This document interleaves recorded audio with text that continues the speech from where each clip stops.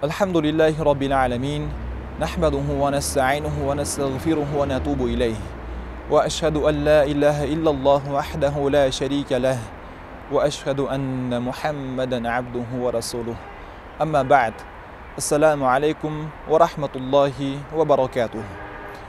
Alloh taolo bizga son-sanoqsiz ne'matlarni ato etgan. Ularning eng muhimlaridan biri bu suv ne'matidir. Alloh taolo Voqea surasida shunday marhamat qiladi. A'udhu billahi minash shaytonir rojim. Afara'aytumul ma'a allazi tashrabun أأنتم أنزلتموه من المزن أم نحن المنزلون صدق الله العظيم. Ya'ni sizlar o'zlaringiz ichayotgan suvni hech o'ylab ko'rdingizmi? Uni bulutlardan sizlar yog'dirdingizmi yoki biz yog'diruvchimizmi? Dar haqiqat bugungi kunda sayyoramizda bo'layotgan ko'plab falokatli holatlarni ko'rib turibmiz. Masalan, suvlarning ifloslanishi, havo haroratining ko'tarilishi, atmosferaga turli zaharli gazlarning ko'p miqdorda chiqarilishi va hokazo. Oldinlari bu kabi holatlar kuzatilmagan edi. Alloh taolo Rum surasida shunday marhamat qiladi. Bismillahirrohmanirrohim. ظهر الفساد في البر والبحر بما كسبت أيدي الناس ليذيقهم بعض الذي عملوا لعلهم يرجعون صدق الله العظيم.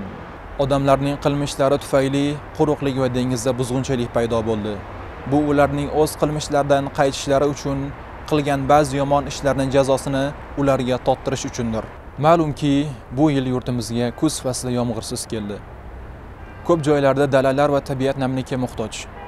Buning natijasida afsuski havo ifloslangani, chang-g'uborlarning ko'paygani kuzatilmoqda.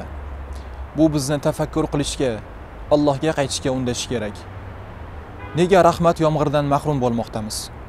Balki bu bizning gunohlarimiz, beparvoligimiz yoki haqlarga rioya qilmayotganimizning natijasidir. Azizlar, yomg'irning kechikishining asosiy sababi bu gunohlarimizning ko'payishi deydilar ulamolarimiz. Alloh taoloning rahmatiga erishishning eng katta yo'li bu istig'fordir. Nuh alayhissalom o'z qavmiga xitob qilib shunday deydi.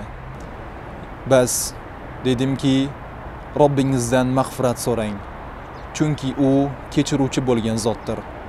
Shunda ustingizga osmondan sharros yomg'ir yuboriladi. Yana bir muhim nuqta bu o'zganing haqqini berishdir. Zimmamizdagi haqlar, qarzlar, omonatlar, yetimning, miskinning, ota-onaning haqqi, bularning barchasi Allohning haqqi bilan bog'liqdir. Shunday ekan, hammamiz chin dildan, tilimizdan istig'forni tushirmaylik. Chunki istig'for gunohlarimiz oqibatida to'silgan rahmat yo'llarini ochadi.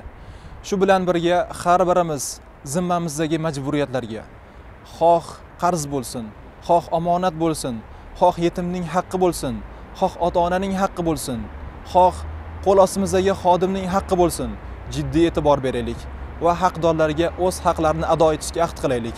Zero faqat adolat va taqvo o'rnatilgan joydagina Alloh taolo barakasi va rahmatidan bizlarni dariq tutmaydi. Shu o'rinda yana bir muhim xabar borasida to'xtalib o'tmoqchimiz. Barchamizga ma'lumki, bugungi kunda yurtimizda havoning ifloslanish darajasi keskin ortib bormoqda. Shu sababli ulamolarimiz istig'for aytib, yomg'ir so'rab istisqo namozini o'qishni tavsiya qilishadi. Endi savol tug'ilishi mumkin. Istisqo namozi qachon va qay tartibda o'qiladi? Istisqo namozi juma namozini ado etib bo'lgandan so'ng xuddi juma namozidek 2 rakat jahriy namoz o'qiladi. Lekin namozga azon va iqomat aytilmaydi. Namozga kirishdan avval istisqo namozini o'qishni niyat qildim. Hozir bo'lib turgan imomga iqtido qildim deb niyat qilinadi. Namozda imom xohlagan surasini zam qilish mumkin. Birinchi rakatda A'la, ikkinchi rakatda G'oshiya surasini zam qilish mustahab hisoblanadi. Namoz ado qilib bo'lingandan so'ng imom qiblaga yuzlanib, qo'llarini baland ko'tarib duo qiladi. Jamoat esa imomning duosiga ergashib amin deb turadilar. Duo qilib bo'lingandan so'ng jamoat tarqalishi mumkin bo'ladi.